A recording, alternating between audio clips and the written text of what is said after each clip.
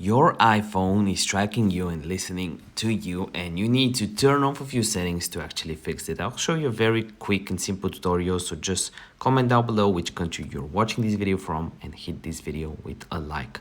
So you want to go ahead and open up your settings. From settings, you want to go down and click on privacy and security right here.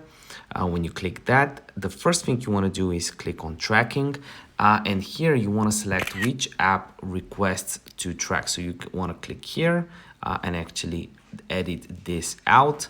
The next thing you want to do is just select different apps. If you want some apps to track you and other apps to not track you, you can select them on and off just like so.